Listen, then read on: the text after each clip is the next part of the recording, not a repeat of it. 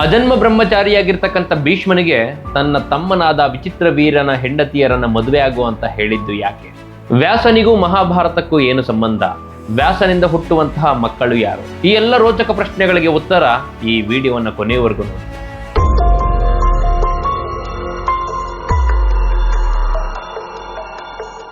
ಇತ್ತ ಅಂಬೆ ಭೀಷ್ಮನ ಮೇಲಿನ ದ್ವೇಷದಿಂದಾಗಿ ಕಠೋರವಾದಂತಹ ತಪಸ್ಸನ್ನ ಆಚರಿಸಿ ಶಿವನನ್ನ ಒಲಿಸಿಕೊಂಡು ವರವನ್ನು ಸಹ ಪಡೆದುಕೊಂಡಿದ್ಲು. ಇನ್ನು ಇತ್ತ ಅಂಬೆಯ ಇಬ್ಬರು ಸಹೋದರಿಯಾದಂತಹ ಅಂಬಿಕೆ ಅಂಬಾಲಿಕೆ ವಿಚಿತ್ರ ವೀರ್ಯನನ್ನ ಮದುವೆಯಾಗಿ ತುಂಬಾ ಸಂತೋಷದಿಂದ ಬಾಳ್ವೆಯನ್ನ ಮಾಡ್ತಾ ಇದ್ರು. ತುಂಬಾ ಒಳ್ಳೆಯವನು, ತುಂಬಾ ಸುಂದರನಾದಂತಹ ವಿಚಿತ್ರ ವೀರ್ಯನಂತಹ ಪತಿ ಸಿಕ್ಕಿದ್ದು ನಮ್ಮ ಅದೃಷ್ಟವೇ ಸರಿ ಅಂತ ಭಾವಿಸಿದ್ರು ಈ ಎರಡು ಪತ್ನಿಯರು. ರಾಜ್ಯದ ಆಡಳಿತ ಭೀಷ್ಮನ ಹೆಗಲ ಮೇಲಿದೆ. ಯಾವುದೇ ಜವಾಬ್ದಾರಿ ಇಲ್ಲದ ವಿಚಿತ್ರ ವೀರ್ಯ ತುಂಬಾ ಸುಖ ಸಂತೋಷದಿಂದ ತನ್ನ ಇಬ್ಬರು ಪತ್ನಿಯರೊಂದಿಗೆ ಕಾಲ ಕಳೆದಿದ್ದ. ಎಲ್ಲವೂ ಸುಖ ಸಂತೋಷದಿಂದ ನಡೀತಾ ಇದ್ರೆ ಮತ್ತೊಂದು ಬರಸಿಡಿಲು ಬಡಿದಂತಾಗಿತ್ತು ಕುರುವಂಶಕ್ಕೆ. ಇದ್ದಕ್ಕಿದ್ದಂತೆ ಎಳೆ ವಯಸ್ಸಿನ ರಾಜಕುಮಾರನಾದ ವಿಚಿತ್ರ ವೀರ್ಯನಿಗೆ ಕ್ಷಯರೋಗ ಬಾಧಿಸಿತ್ತು. ಯಾರು ಏನೇ ಉಪಚಾರ ಮಾಡಿದ್ರು, ವೈದ್ಯರು ಏನೇ ಔಷಧಿಯನ್ನು ಕೊಟ್ಟಿದ್ರು ಗುಣಪಡಿಸಲಾಗದೆ ಕೆಲವು ದಿನಗಳ ನಂತರ ಮರಣವನ್ನಪ್ಪಿದ್ದ ವಿಚಿತ್ರ ವೀರ್ಯ.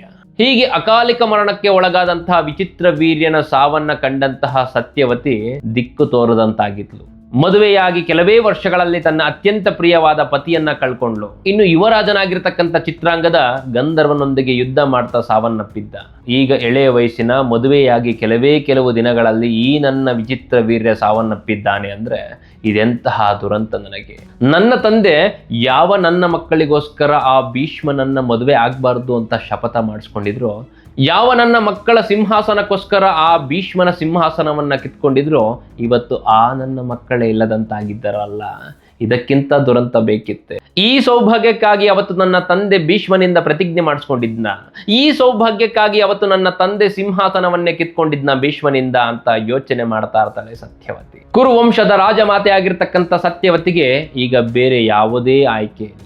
ತನ್ನ ಪತಿಯನ್ನ ಕಳೆದುಕೊಂಡ ದುಃಖಕ್ಕಿಂತಲೂ, ತನ್ನ ಮಕ್ಕಳನ್ನ ಕಳೆದುಕೊಂಡಂತಹ ದುಃಖಕ್ಕಿಂತಲೂ ಈಗ ಕುರುವಂಶವನ್ನ ಹೇಗೆ ಮುಂದುವರಿಸಬೇಕೆನ್ನುವಂತಹ ಗೊಂದಲ, ಪ್ರಶ್ನೆಗಳು ಆಕೆಯನ್ನ ಹೆಚ್ಚು ಕಾಡ್ತಾ ಇದೆ. ಸಂಪೂರ್ಣವಾಗಿ ಆರಿ ಹೋಗಿರ್ತಕ್ಕಂಥ ಜ್ವಾಲೆಯನ್ನ ಹೇಗಾದರೂ ಮಾಡಿ ಒತ್ತಿಸಬೇಕೆಂದು ನಿರ್ಧರಿಸಿ ಭೀಷ್ಮನನ್ನ ಬರೋದಕ್ಕೆ ಹೇಳಿ ಕಳಿಸ್ತಾಳಂತೆ. ಭೀಷ್ಮನು ಬಂದೊಡನೆ, ನೋಡು ಮಗನೇ, ನಮ್ಮ ಸುಖ ದಿನಗಳು ಕಳೆದು ಹೋದವು. ನಿನ್ನ ತಂದೆಯನ್ನ ಕಳ್ಕೊಂಡ್ವಿ, ನಿನ್ನ ತಮ್ಮನಾದಂತಹ ಚಿತ್ರಾಂಗದನನ್ನ ಕಳ್ಕೊಂಡ್ವಿ. ಈಗ ನಮ್ಮ ಅತ್ಯಂತ ಪ್ರಿಯ ಮಗನಾದಂತಹ, ನಿನ್ನ ಅತ್ಯಂತ ಮುದ್ದು ತಮ್ಮನಾದಂತಹ ವಿಚಿತ್ರ ವೀರ್ಯನನ್ನ ಕಳ್ಕೊಂಡಿದ್ದೀವಿ. ಈಗ ಕುರುವಂಶದ ಗತಿ ಏನು? ಇಡೀ ಭೂಮಂಡಲವನ್ನೇ ಆಳುವಂತಹ ಕುರುವಂಶ ಇಲ್ಲಿಗೆ ಸ್ತಬ್ಧವಾಗ್ಬೇಕಾ?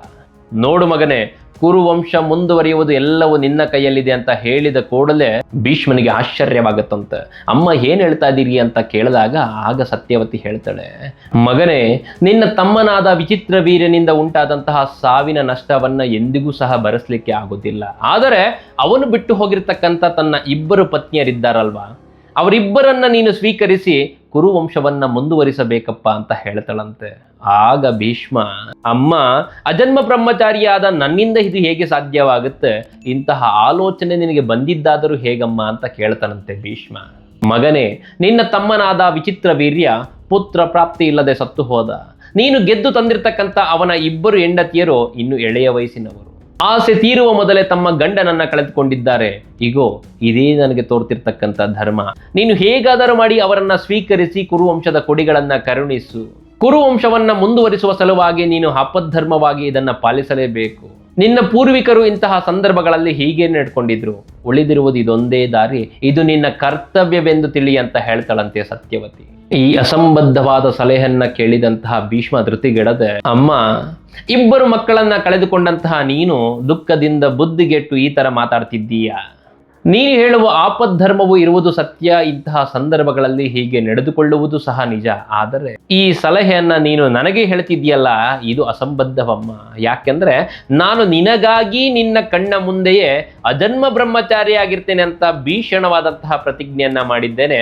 ನಾನು ನಿನಗಾಗಿ ನಿನ್ನ ಮುಂದೆ ಸಿಂಹಾಸನವನ್ನೇ ತ್ಯಜಿಸ್ತೇನೆ ಅಂತಹ ಪ್ರತಿಜ್ಞೆಯನ್ನ ಮಾಡಿದ್ದೇನೆ. ಇದನ್ನ ನೀನು ಮರಿಲಿಕ್ಕೆ ಸಾಧ್ಯವಿಲ್ವಲ್ಲಮ್ಮ ಅಂತ ಹೇಳ್ತಾನಂತೆ ಭೀಷ್ಮ. ಆಗ ಸತ್ಯವತಿ, ಮಗನೇ, ಅದೆಲ್ಲವನ್ನ ಹೇಗೆ ಮರಿಲಿಕ್ಕೆ ಸಾಧ್ಯ? ಅದೊಂದು ನನ್ನ ಬದುಕಿನಲ್ಲಾದಂತಹ ಅತ್ಯಂತ ಘೋರ ದುರಂತ.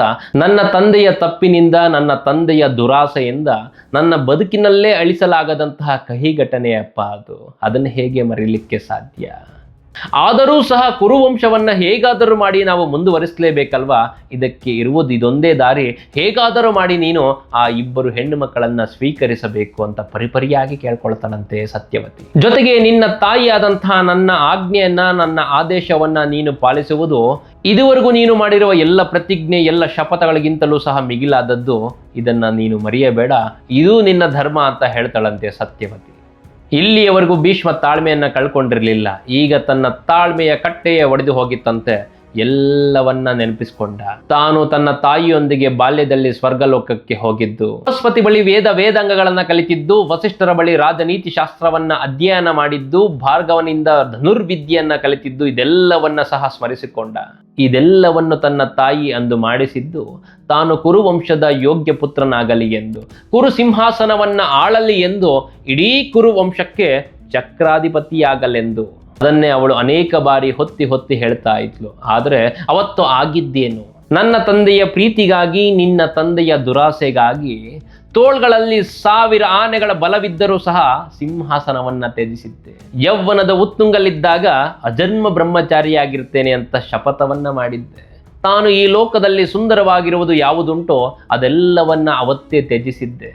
ಆದರೂ ಕೊಟ್ಟ ಮಾತಿನಂತೆ ಸಿಂಹಾಸನದ ಮೇಲೆ ಸಹೋದರರನ್ನ ಕೂರಿಸಿದ್ದೆ. ತಮ್ಮನಿಗಾಗಿ ಸ್ವಯಂವರಕ್ಕೆ ಹೋಗಿ ಆ 3 ಹೆಣ್ಣು ಮಕ್ಕಳನ್ನ ಒತ್ತು ತಂದಿದ್ದೆ. ಅಬ್ಬಾ, ಅದೆಂತಹ ದುರಂತ!